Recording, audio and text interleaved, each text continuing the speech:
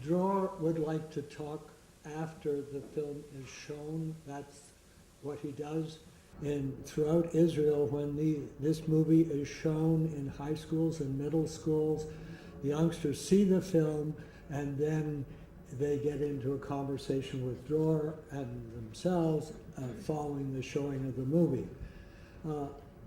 I'm taking the liberty of just telling you a quick story because I want to share something. I go to Jerusalem very often since 9/11 when I started going. And I was there one day when someone told me the following story, that a group of Jewish Israeli women and Arab Israeli women, when there was a destruction of a home in the West Bank by the IDF, the Israeli Defense Force, because somebody was involved in a bombing or a relative or a family, they would go out through the checkpoint, go to that place, bring cans of food, electrical extension maybe to the house next door so that the children and this family would have light and so on and so forth. I thought this was the most wonderful story that I could imagine telling people here. I told it to one of my daughters, and she said the same thing that I've just said. What a wonderful story. She's going, she told me she's going to a dinner party Saturday night in Washington, and there was going to be somebody from the media there, a very senior woman in, I don't know, television, newspaper, whatever. She went to the dinner, and after a certain amount of time, she told this lady about the story that I just told you. The woman responded by saying, "That's no story." So anyway, I just wanted to share that with you because this is about Israel. This is about young people in Israel in an environment of a great deal of violence, trying to cope and trying to live a life as we would want to live there or here. So this is a movie that I'm sure you will have a great enjoyment in watching it.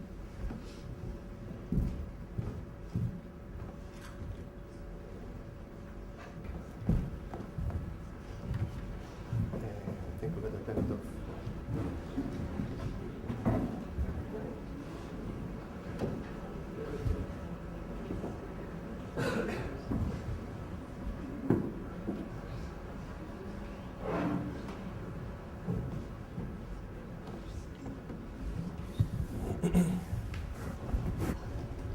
Thanks. Oh, they do. Okay.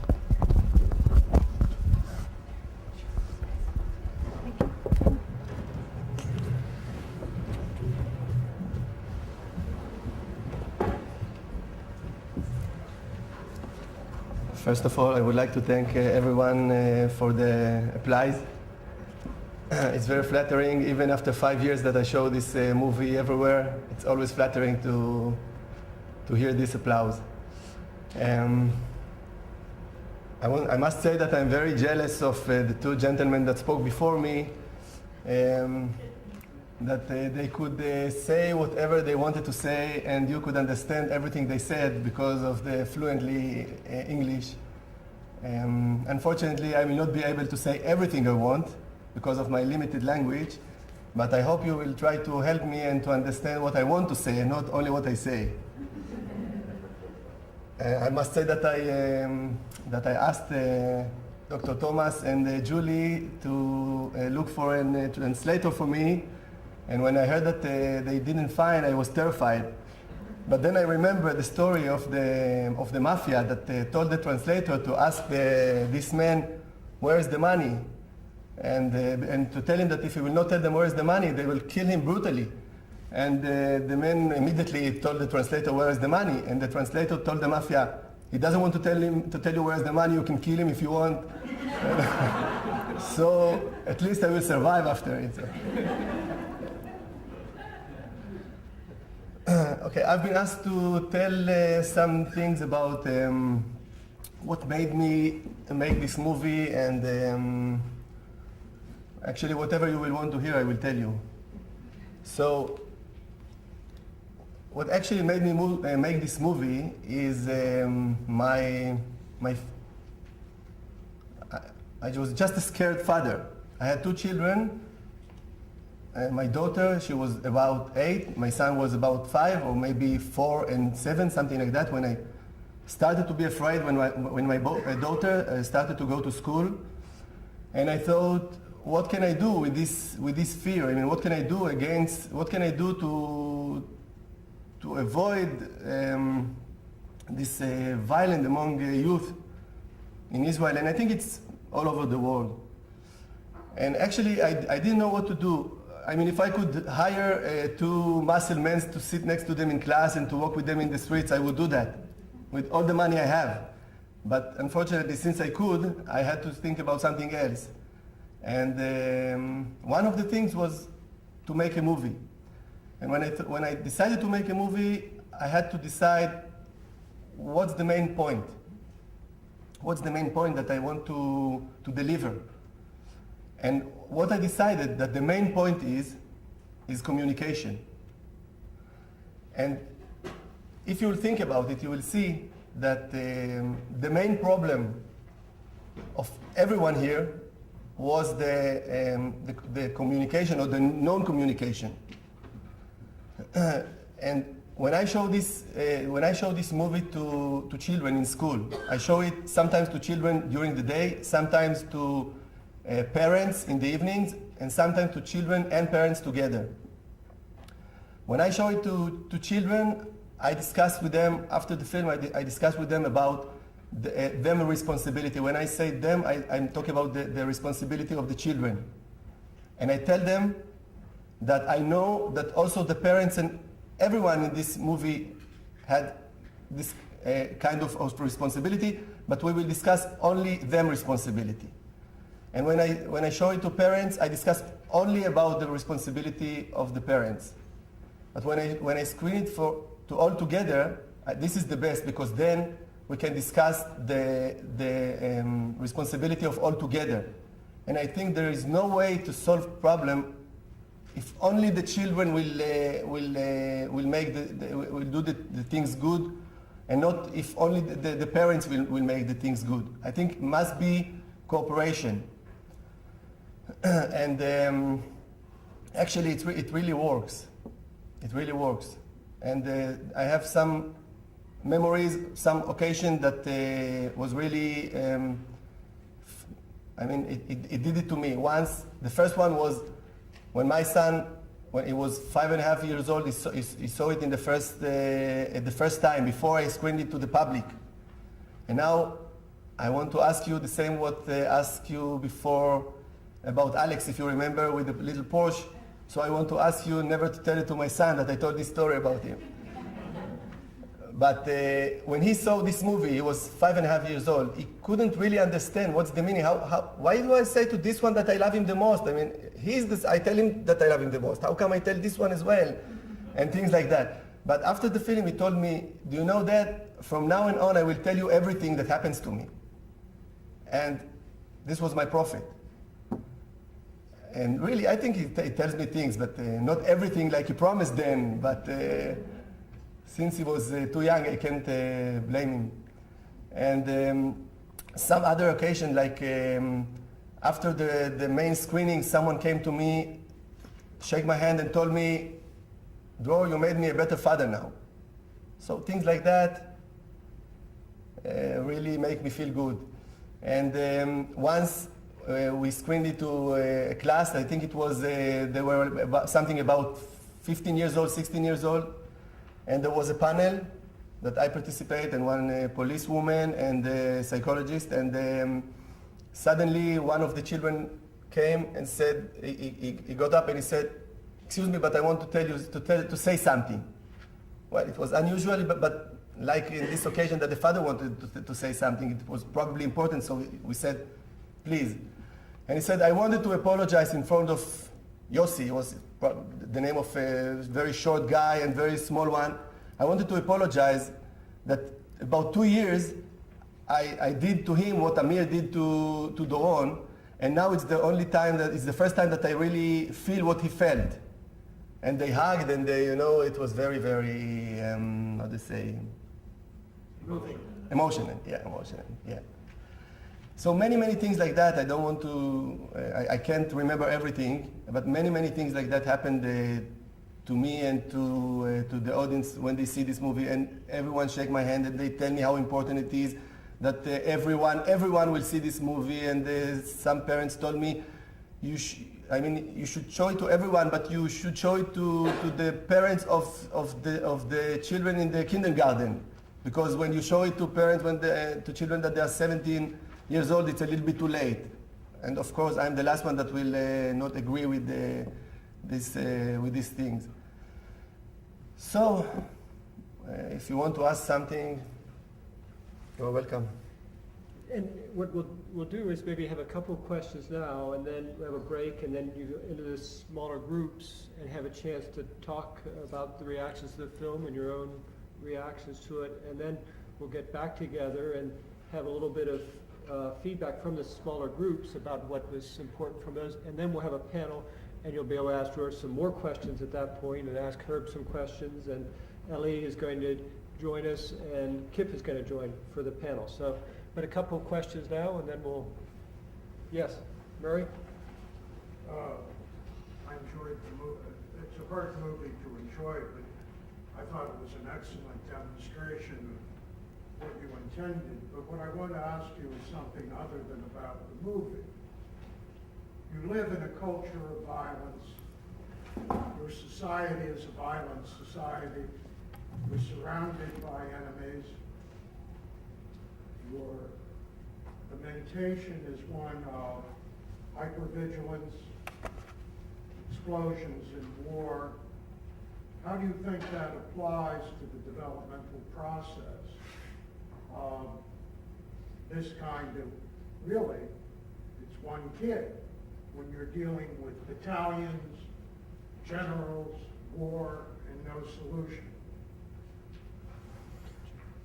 Your movie didn't deal with that other than the signifier of the sister who wore a military uniform.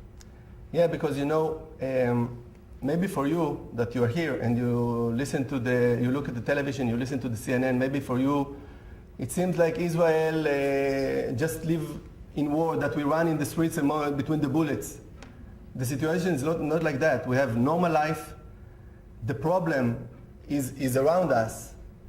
In the cities, we feel like we have normal life. When I travel in the world, I travel in many countries in the world, I don't see big difference. Maybe the people in Israel were a little bit more in stress, you know, and things like that. Maybe it influenced even in the behaving of the parents to the children. Maybe, but I'm not such a big deal. I mean, in Israel we don't feel the army everywhere, and this sister with the soldier. Maybe it was a mistake even to show her as a soldier, you know, because I didn't have any meaning to show the army or things like that. Just the age, you know, that in age 18 years old, they are in the army. So because of the age, so she wore the uniform, but not because other reasons. I think that in your point is well taken when you look at your children and say, what do you think we are in Chicago? And I was thinking, what if you showed this in Chicago? They think, what is he talking about? Why does he think we're like this? But I think it's the same thing. People, you see movies about Chicago. Yeah, we think and you think they're in a bunch of. It's not for nowadays because of the mafia. Then, yeah. But I'm sure everybody is used to where their circumstances and have habituated it to it, so that it doesn't seem like it does to people far away. Right. I just like to say that oftentimes aggressive, antisocial kids are very separated from real-life consequences of their violence. Your movie showed the real-life consequences very well, both for both families, the perpetrators, the victims, even the bystanders. So my curiosity is the response of the kids that see this. Are they reacting to those consequences, and what kind of response do you get from them? Because the movie obviously blows blows the value that, you know, violence is works for you and it makes you stronger, and it obviously shows the great pain and suffering that comes with it. Okay. First time when I show it to children, first time, I thought, what kind of discussion can I discuss with the children after the movie? And my decision was, the original decision was to make an imitation trial. Like, who thinks that Amir, that the judge have to be tougher with Amir, or more soft with Amir? And why? And it was wrong, because let's say almost 90% of the children said that the judge have to be soft with Amir because this is not Amir's fault, this is Amir's parents' fault. And that's not what I wanted to say in this movie. I wanted Amir to take the responsibility. I wanted the children to take the responsibility. I wanted also the parents to take the responsibility, but not instead of Amir. And since that once occasion, I decided that I changed the subject. And then what I did with the children, we scanned all the characters, the youth character. Like we started in Einat, Doron's friend. Then we did it with the gang, and then about Doron and about Amir. And the main question was what did they do wrong? What could they do else to avoid this kind of end? And what all of them say, that what they have to do is to talk more, and that's what I wanted, exactly, communication. To talk more between themselves, to talk more to the parents, and to talk more with the teachers in school, to tell them the problems. I wish Dr. Bleiberg was here. I think this is a good demonstration of what he'd recommend also. Other questions? Oh. You decided to leave the verdict open-ended. What went into that decision? I'm sorry, I You don't. decided to leave the Verdict. verdict, Um, the decision about the guilt or the punishment and Oh. and the guilt. Yeah, in the original script, I wrote that he will get 20 years in jail. In the original script. But then my friend, a close friend that read this script, he said, "You are not a judge. Let them judge. Let everyone judge."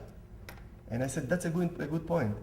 Cut it there, and everyone will judge according to his feeling." I just want to say one more point before we spread. Sure. I'm not coming from the movie business. I'm not coming from the education. I'm not an educational person.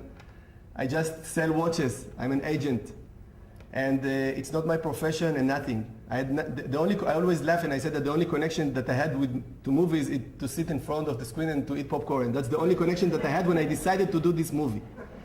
But when I decided, I started to learn it. Since I'm independent filmmaker, what I now I know that they call it independent filmmaker. So I didn't know that there is a way to ask money for making film. Why? I mean, if you want to open a kiosk, why don't you get money to open a kiosk? So I didn't even think about asking to get money, and I did it with what I had. And what I did is I collected friends and family, and I want to tell you some points. The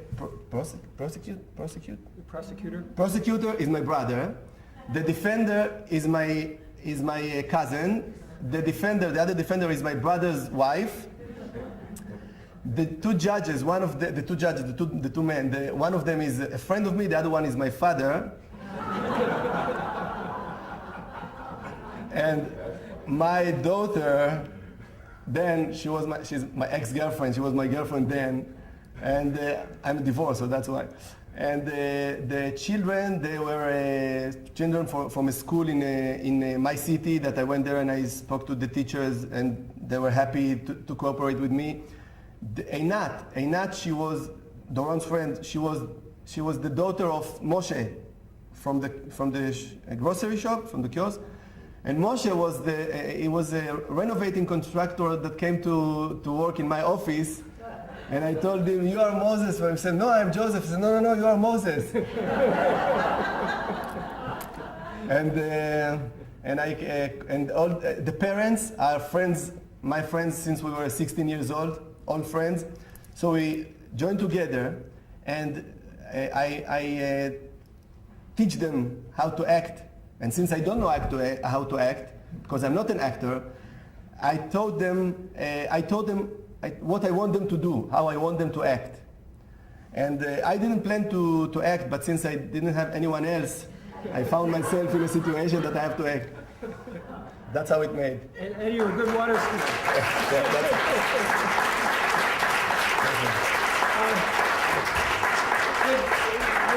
A couple more questions now, and then we'll break. The feelings get so powerful. I think the one thing also that Dror said to me, which I thought was very telling in terms of, he said the people that he's most happy about in terms of their being able to see and have a powerful response are the 9-year-olds.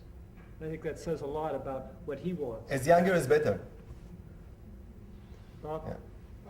You obviously put a lot of emphasis on the dads as opposed to the moms. Do you want to tell us your thinking about that? The fathers being more important figures than the mothers. Oh, it's not because of our culture or something. Just that's the situation I choose in that kind of family. It happens in some family. In some families, it's the opposite.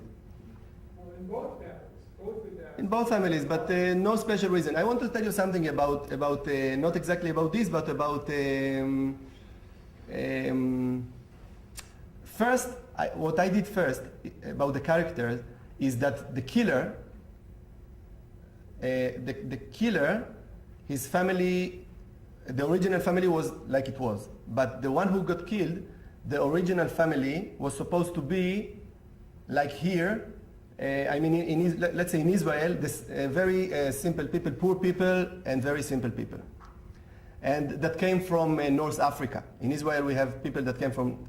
Many Jews that came from North Africa and many people that came from Europe, United States. And usually the economic situation of people who came from North Africa is not as good as the people who came from Eastern Europe or United States. And when I decided to do it, then a friend of me came and said, it's not good because it's stereotype. Yeah?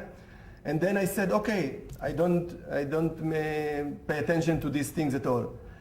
And suddenly, when another friend of me, she lives in a very, very rich neighborhood. When she saw the movie, she said, why this stereotype? Why always the bad guys are the children of the rich people? So I said, leave me alone, no stereotype. That's what I did. So everyone sees what he sees from his eyes. This is stereotype, probably.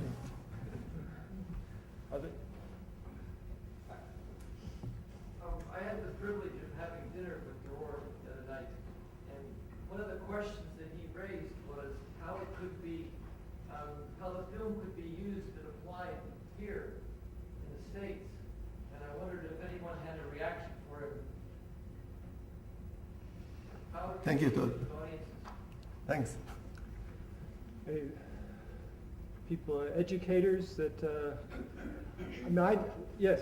Well, I teach 6th grade, and I think it would be excellent to show, in our school corporation, I think it would be wonderful to show the kids. Ours are about 10, 11, the ones that I have. We have TVs in our room, so we could just, the kids could be in small groups, watch the movie, and then we could talk in small groups in our room. I would be happy if you will do it. Yeah. I had the same comment, I think, particularly for elementary and, middle school. The same approach that you suggested in Israel, that you showed at the beginning of the year, individual discussion, parental discussion, joint discussion, and then involve the teaching staff and the counselors so that everyone's on the same page about and listen to the feedback from the kids and develop school policies that reinforce the anti-bullying or intimidation, policies, so that the school is insulated from the results of what happened when you don't have such procedures in place. Mario, did you? I just want to comment that I really admire your, I guess it's, from, this might be from my perspective, your courage in, going ahead and doing something like this when you knew you didn't know what the hell you were doing. And, I just, I'm very impressed by your courage or whatever it is you have that I lack.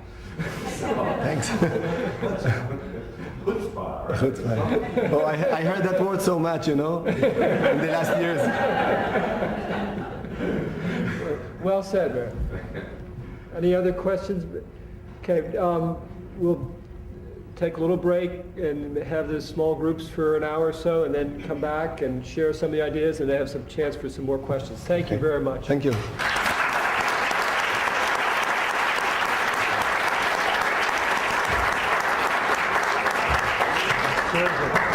Excellent. You did very well. Your English was very good. I tried hard. Well, we tried very hard to get a translator. But you did very well. It's easier for me to talk than to understand, You did very well. but You you did are very well. That was excellent. I really enjoyed it. I teach a second film class at Purdue, and they did send me a copy to take a look at it before I came here. Would you? There's a lot of, the issue of the fathers is a good issue for the panel to take up. Do the panelists want to come up, and we'll start the discussion? Ellie's going to represent the educational school perspective, and Kip will represent the ostracism, and Herb will represent the forensic, and Drew will represent creativity. That's good job. You sit over there. I'm going to sit over here. Does anyone want to lead with any of those questions from the small groups, or just from any other questions? Well, you brought up, and I did point it out, oblivious ostracism.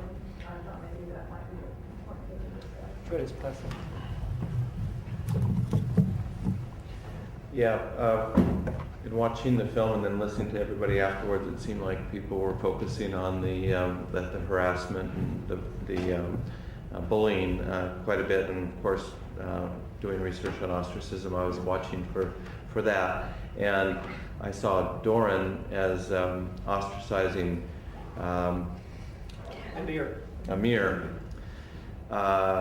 but not punitively. And one thing I didn't talk about in my talk is that I talk about a couple of different types of ostracism. The one that I was sort of focusing on mostly was punitive, where the act of ostracism is to either eliminate the person or to correct them. But there's another type, perhaps more insidious type of, insidious, yes, I think that's the right word, ostracism. That's oblivious ostracism, where you just don't matter. You're not on the radar. You're not important for me to punish. You're invisible. You don't count. You see this in caste systems. You see this in status differentials. But I think this was what was my interpretation anyway of what was going on when Amir wanted to become Doran's friend and wanted to invited him over to his house and wanted to be invited to Doran's house, and for the most part Doran I don't think was punishing him, but he just wasn't on his radar. He had a girlfriend, he had family, he had schoolwork, and he just always said no. And I think that's a feeling of invisibility and unimportance that can cause a rage that I thought was also accounting for the dynamics that occurred in the film. Howard asked me to talk about the school point of view, but I'm a child analyst. And so I'm going to talk more about the child part of it. One of the reasons that we wanted to have this conference was because we wanted people to understand that troubled kids just don't appear out of the sky. Troubled kids, as we've been saying all along, come from troubled families. And the kind of attachment that they have in their family is absolutely crucial for determining how healthy they are going to be and how resilient they will be in the world. And when I saw this film, I thought about it in terms of attachment. I thought that there were different SES, socioeconomic status situations, portrayed. And rather than struggle with names, I will say middle income and higher income families. And I thought the middle income youngster came from a very securely attached family. You saw the affection between and among all family members, and as you said a minute ago, he's a very productive, busy member of society, has a girlfriend, he works, he's busy, does his schoolwork, etc. The high SES boy, I think, presented a very different picture, to me at any rate. His mother was having lunch with her friends, father was busy on the cell phone, he had business deals that he had to enact, and it seemed to me that he didn't have that much time for his son. So I thought that boy came from an insecurely attached family. So I saw the attachment as being very crucial in this story. In 99 or something like that, we had Jim Herzog come for a weekend conference, and he talked about father hunger. And we were all profoundly impressed with the information that he presented. And I thought the high SES youngster had enormous father hunger. Yes, he wanted to be friends, but more than that, he was longing for a secure attachment to a good father. And that's what he wanted, I thought. That's what he wanted. He wanted to be involved in that family and have what the other boy had. So part of his rage was, I do think, as Linda said, that there were Oedipal issues involved. But part of it was his rage at being excluded from a warm family and not having a good father figure. And so, accidentally, he killed his friend. Who was it that he was killing? Well, we wonder about that. But I thought that the film revolved around the issue of attachment, secure attachment vis-a-vis anxious, insecure attachment. I think it is a good idea to have each of the panelists maybe give some reaction to the overall film. So I'm glad, Ellie, you did it. Drew, do you want to have another chance to sort of talk about the film? Or? Yeah, there's one thing that I want to react about, something that I heard here. I just want to be sure that I understood correctly. You said something about a woman that lived in Israel, and she said that these things it doesn't happen here because here it's with knife. If children would see it here, they will laugh. So I want to tell you something about it. First of all, I heard about a group of children, Todd's son and friends. There were 17 plus, about 10 friends, 10 to 12, and they watched this film, and as I heard, they didn't laugh at all. And secondly, if you remember the story about the two gangs, which gang is stronger and more frightening, the story that we heard this morning. So I want to tell you, in Israel, the gangs also, the criminals also walk in with knives in the street, not only here. But this film, I'm not going to save the world from criminals. This guy, this Amir, is not a killer, is not a criminal. He's just a, let's say, troublemaker, kind of troublemaker. And this kind of troublemaker, with the criminal, I don't know to deal. This is your job. I'm talking about the troublemakers,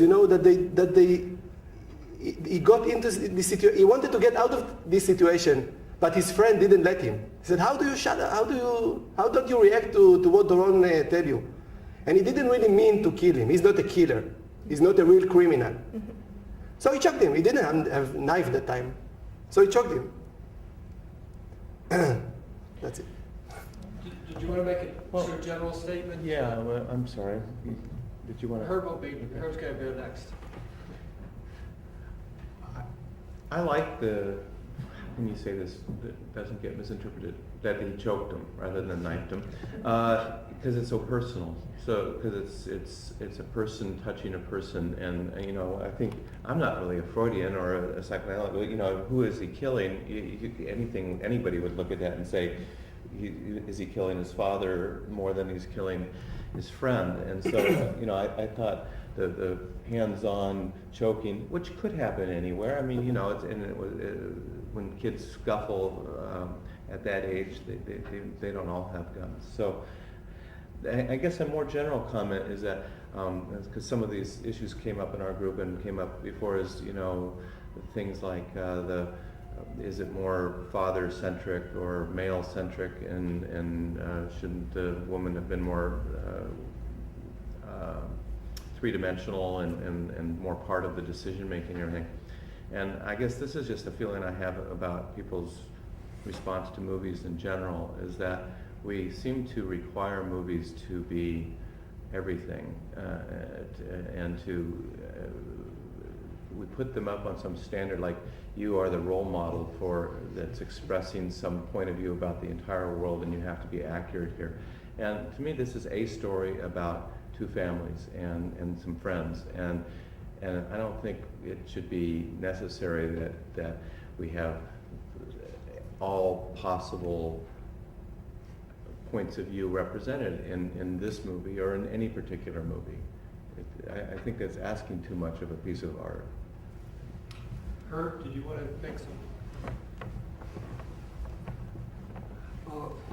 Linda had talked about our group. Just to add one thing, we have to have better materials for the schools, for the prisons, for the youth development centers, for the counselors, for the teachers, for whomever. There has to be better material than what they've had in the past.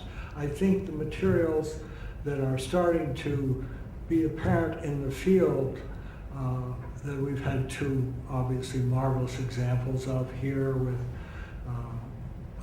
the work of Dr. Bleinberg and his focus on, in effect, how can you treat people in a way that makes a lot of sense to the people you're treating?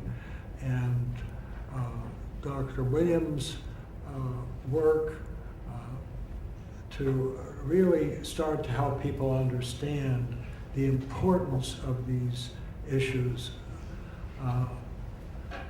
There's no reason why any of this material can't go into prisons, can't go into youth development centers, can't go into schools, wherever. And all I hope is that, well, I guess I'm responding to something that was said earlier in the group just a half an hour ago. There's some sense that, and this goes back a long way, that somehow the people you are treating aren't able to grasp what you're trying to do or to teach or to explain and so on. They're perfectly capable of understanding whatever it is you want to explain, but you've got to give it in a way that zeroes in on the issues. Certainly the whole issue of ostracism is profoundly important. The research on that the circuits in the brain that are lit up, I guess is the current phrase, when people are in addiction, are the same circuits that are lit up when the person is in a good attachment or positive attachment, whatever. There isn't anybody that can't understand this. It's our job to make it understandable. If it's not understandable, we're at fault, not the people that are learning from us. I will make this quick. It's a very involved subject, and I'll try to make it very short. That what I am working with in my with my patients is that when you experience rejection and you are filled with pain, the first thing that has to be asked is not what we ask ourselves all the time, which is what's wrong with me. And I won't do it right now, but I have a whole list here of what's wrong with me, and I pull it out and I go over it all, and it's always the same. And it doesn't really go very far because somebody out there will think this guy never looks at a list. I look at lists like everybody else does. When you experience rejection, the first 10 minutes is what did I do wrong, what's wrong with me, on and on and on. That's useless. It's no good to anybody. What is important is when we experience rejection, you can do that at home later if you want, but it makes you feel better, fine. But what has to be done immediately when we experience rejection is, what does it tell me about that person who's rejecting me? And I think just those simple tools, this is, whether I'm at fault or not, the issue is, what does it tell me about the other person? And therefore I grow in my depth of understanding of other people. And in doing so, then I start to objectify the significant other. And gradually I do that automatically. And so the wonderful thing about this work, and it's available to anybody that really works at this, is the person is recovered from the experience of rejection based on the amount of objectification they've been able to do, because the pain goes away. And tomorrow morning, Bob Levovitz will be talking about experiencing in a treatment relationship how somebody started crying, and he asked them, are you in pain? No. Do you feel bad? No. What's the problem? It's the relief when this physical pain goes away. Questions? Vera? Well, I have been struck by all the comments about the father orientation of the film and how things come into being and go out of being. If this film was shown to an audience in the beginning of the 20th century, nobody would be noticing the importance of the father. I mean, in Freud's time, it was the father, not the mother. And we've taken a maternal turn here at the beginning of the 21st century. But I think, fathers are pretty important. I would like to shift from, I'm sorry? I thought you were going to say you were going to disagree. Oh, no. No, I was going to say I'd like to shift to families. And very briefly, a number of years ago when I worked full-time here in this place, I would go to Newcastle to the Youth Development Center where they put the hardened delinquents. And then after that, I went to Williamsburg where they had the hardened female delinquents. And at first I started to read records, and I became so discouraged I stopped reading the records because what I saw was, I didn't know it at the time, but disorganized attachment patterns, patterns of addiction, physical abuse. I mean, to read about these families that the kids came from was really horrible. It was so depressing, and one could easily see that this was a natural course for the child to follow, in addition to school failure, ADHD, etc. So I stopped reading the records and then focused on having the kids tell me their stories about how they got there. And their stories were terribly the same. A lack of good, caring parents. And it made me realize that there's something terribly wrong with our society, that we spend money the way that we do, and we really do not support parents, families, the way they need to be supported. So we have the kinds of kids who end up in youth development centers. Now, we're not talking about delinquent kids in the movie. I certainly understand that. But we are talking about in the case of Newcastle and Waynesburg, disorganized attachments. These are families where there is drug abuse, divorce, physical and sexual abuse, and terrible histories, and you and I could end up in trouble that way also, had we had that background and had we had parents who did not realize that trauma needs to be worked through so that they can resolve those issues and bring their children up differently. But in this family, in the movie, we're not talking about disorganized attachment, but we are talking about faulty attachment patterns. Herb is talking about one-on-one, which I think is absolutely right in treatment. I've now moved the focus to families and then to cultural issues, like what do we do with our money?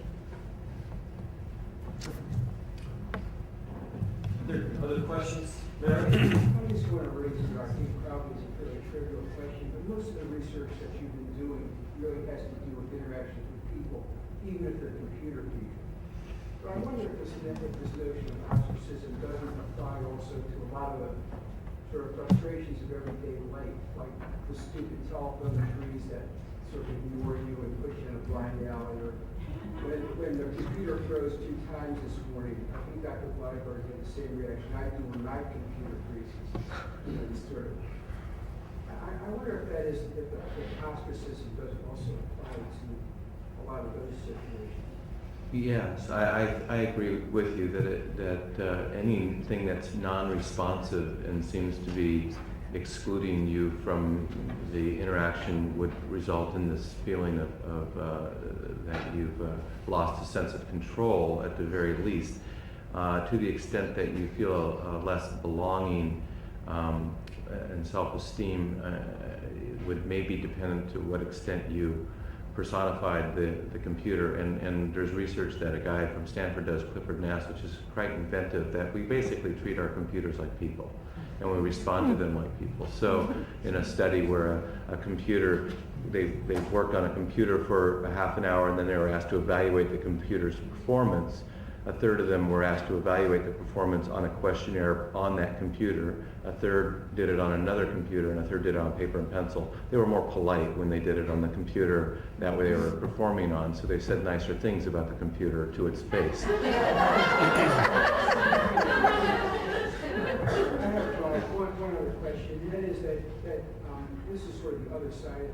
During nursing, there's an increase in oxytocin in the mother's blood, which increases feelings of connection.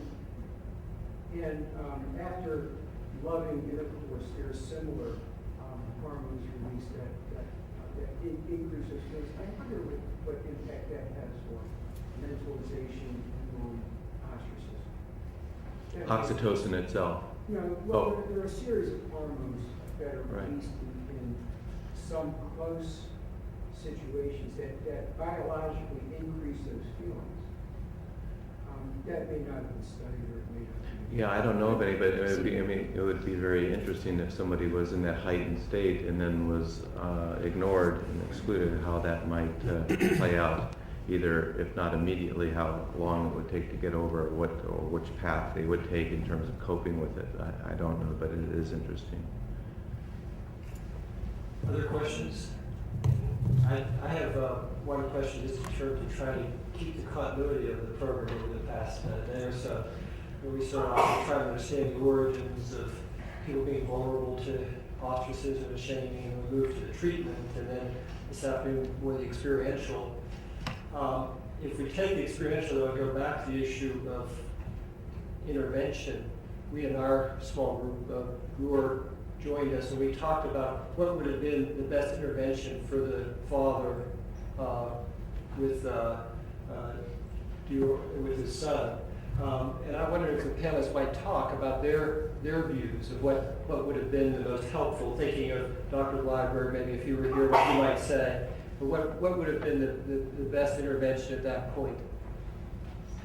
Which point? At the point where the father goes into the bedroom and the son is there, and they have sort of part time, the son starts to open up and tells him, what's been going on, and talks about how frightened he is and how ashamed he is and how he's in this no-win situation. If he stands up for himself, he may get beaten up, he may get hurt, he may get bullied. If he doesn't stand up for himself, he feels ashamed, he feels inadequate, he feels embarrassed. And he has this no-win situation, and the father there comes in. And what would have been some of the interventions, if you think of the father being a therapist or being in that role, reflection, mental reflection, how could he have been helpful to his son? Don't look at me. Okay. I'm not a clinician, so I'm probably answering as a father or something.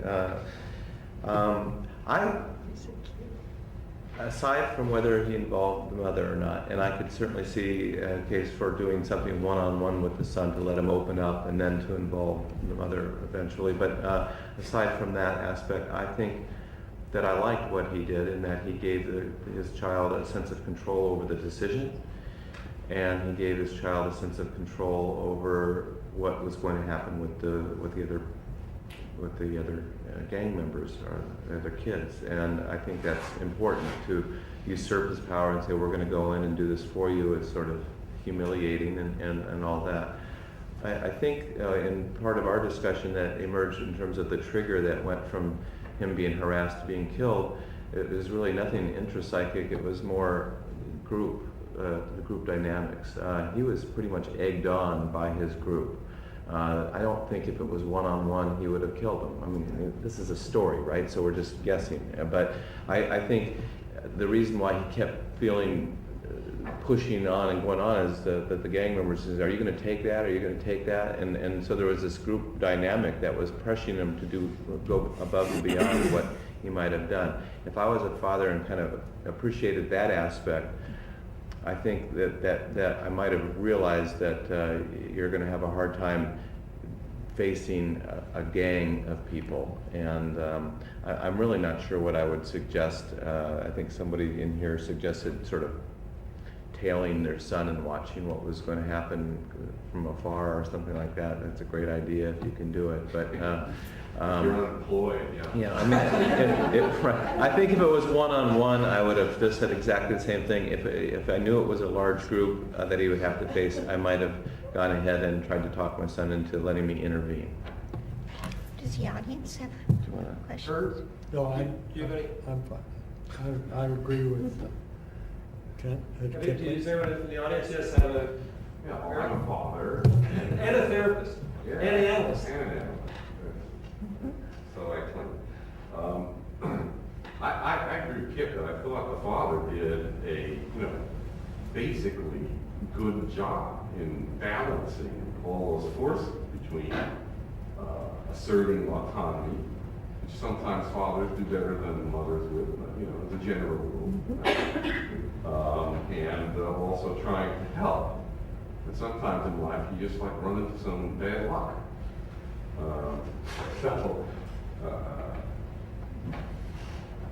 So anyway, I grew up in New York, and it's a Rorschach, the whole movie, right? So I'm thinking to myself, what the hell is he doing taking the same path to go home under these circumstances? I know when I got bullied in New York, the first thing you do is you never go home from school the same way, for like 3 months.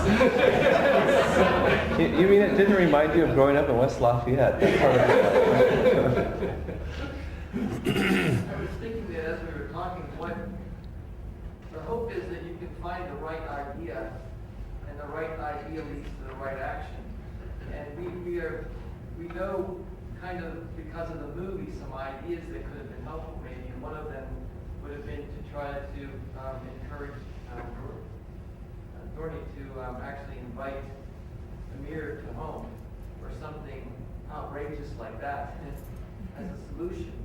And but I think what I like what you were saying was that we want to try to empower our children to broaden their perspective and to come up with ideas, a number of ideas that they can choose from in various situations. Yeah, I mean, that reminded me of the issue with Dr. Gleiber was saying, the whole issue of mentation, and how do you encourage mentation on both boys' parts, is to hopefully control some of their pain and anger and rage and hurt and all that. Did I see someone's hand?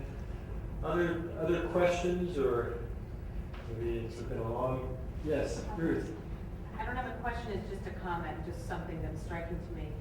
There was a story on prime time the other night, I don't know if any of you saw it, but it was literally exactly Gerard's movie, but a real life story that happened 3 years ago of a boy in a very loving family who actually hung himself. He was 13 years old, and between the bullying from the teacher, rejection from girls, rejection, it's a long story, but he had a rectal exam at hospital because he had appendicitis, and he made him think he was a little slow, and he told the other kids this. So the whole school was calling him gay, and like I said, the girls did this whole thing online with him. I guess one of my points is about the internet too, and it is about what parents can do. They pretended they liked him, and then they completely rejected him. And then the other thing that was happening, even though he had this incredibly loving father and mother who didn't quite know what was going on, he had this secret anonymous friend that no one had ever met, even the boy, on the internet, and they were both talking about suicide together. And the other boy reminded me, well, just very similar to yours, but it wasn't the group mentality, but it was this anonymous cyber boy urging him to kill himself, which he finally did one night. So I just wanted to throw that in because, you know, it struck me the similarity of the loving family and not being able to get in there. And now with the internet component thrown in, there's a whole nother world that parents aren't aware of. So I just sort of wanted to throw that into the mix.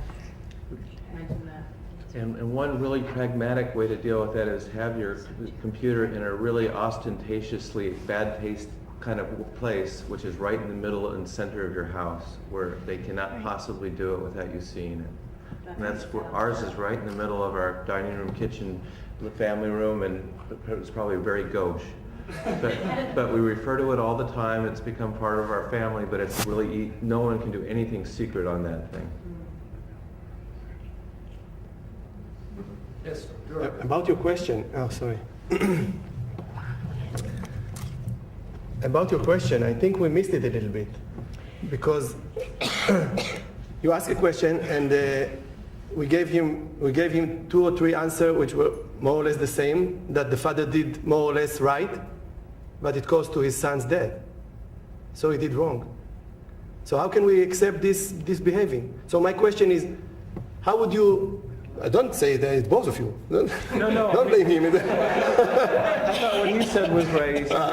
He did it right, but it was bad luck. I mean, some things you just can't. Yeah, would you live your son's life to the luck? If you can do one more thing to try to avoid it. So let's. I want to ask you a question. What's the difference between your reaction before you saw the movie and after you saw the movie? The same. Same? Yeah. Okay, so after I saw the movie. I think you rewrite the story after you know the ending. You go, oh my God, it turned out bad. I must have done something wrong. I don't think so. Yeah, but now when I see this movie and I see that maybe things can be really bad, maybe can happen really bad things. Because maybe before I didn't take this option, I said, what will happen? Like the father said, they fret. Nothing really serious will happen. The maximum, they will punch him some punches, and he will groan more, and he will know how to treat his problem. But no, he was killed. So I take the blame of the one who said that I would observe my son while he was walking, even though that I'm not an unemployment, and I will tell you why I would do that. I'm sorry, I must say. I tell you why. Because as the father who sees his son in a very, very dangerous situation, and I'm not going to observe him forever, from this day and forever, when he walked back home. But it was a specific date, one day, that they said that if you will not bring this and this in this day, we will do this and this. And in this day, I tell you, I would take 1 day off. 1 day off. And I would observe. I will not go to school because I promised my son that I will not go to school. But I will observe. He will not see me, but I will observe and I will follow. I will watch him while he go home. That's it. That's what I would do after I see the movie. Before, I was doing what the father said. But now, after I saw this movie, I would do that. What would you do if you saw what was going on? I would come and stop it. First of all. After I would think... You would just go in and say, get out of here. Of course. Okay. Of course. You wouldn't overreact and do something really bad to the... No, I don't think so. Well, I think, his father, killed him when he gave him the binoculars, I think. That's what children tell me sometimes. We love our children and we want to protect them. And we all nourish the fantasy that we can somehow do that. The truth is we live in a very dangerous world and no one really knows what will or what could happen. But what that tells me is that you're a very caring man, and like I think everybody in this auditorium, you would do whatever you could to keep your children safe, and that's very admirable. Yes, I wanted to know, Dror, if you, to the extent to which you blame Dorian, the child, for rejecting the other boy, if you could talk to that child after seeing the movie, would you tell him to behave differently? What would you tell him? Isn't that just life? That he doesn't care about this kid? So. Which one of them? Amir? No. Would you tell Dory to be more accepting of Amir? Oh. Some of when I discuss with the children, they say, and I ask them what did they have to do? Else they said he had to invite him to his house, for example. Yeah. And I said, not necessarily. I mean, you don't have to let someone force you because you're afraid from his reaction to be his friend. We have to find another way. Okay.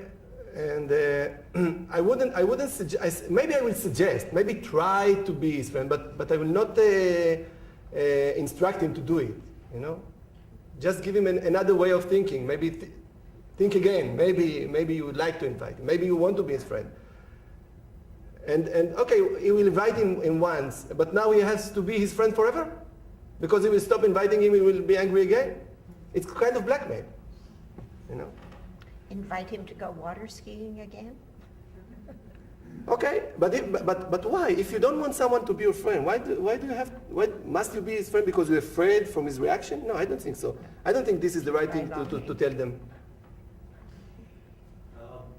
This is the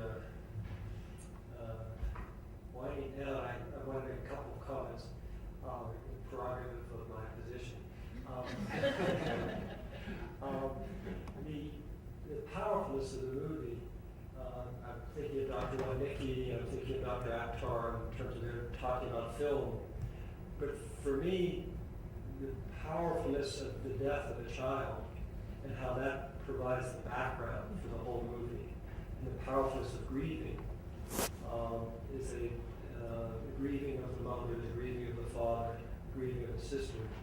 I think it's powerfully portrayed. Kubler-Ross would be very impressed. She's our expert a number of years ago on death and dying and grieving.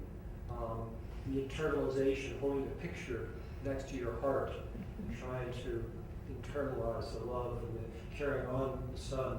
But it was beautiful. It did remind me of a very painful time in my life when I called her back in 1980. My closest colleague in the Navy had his daughter killed coming home from school. And that loss, and the powerfulness of that loss, I asked her what to do. He said, that's horrible. He said, that's one of those horrible tragedies that anyone can have, is have their child die. He talked about music, there's a whole music in terms of the death of a child. He referred to that music. But I think it's such a powerful subject. In some ways, we've not talked about it as much here. But I think to see for me, as I watched the movie a month ago, to have that be in the background, I think Dr. Akhtar talks about what are the different stories. And then there's the story of the victim, there's the story of the victimizer, and then there's the story of responsibility and court's responsibility, parental responsibility, adolescent responsibility. So you have 4 major stories and plots going on simultaneously, and it's very impressive. The other thought that Dr. Acker always talks about is what are symbols, and of course Mario being very symbolic, got the binoculars, but it's actually a monocular. Yeah. I wonder in the translation, it's a monocular. Monocular?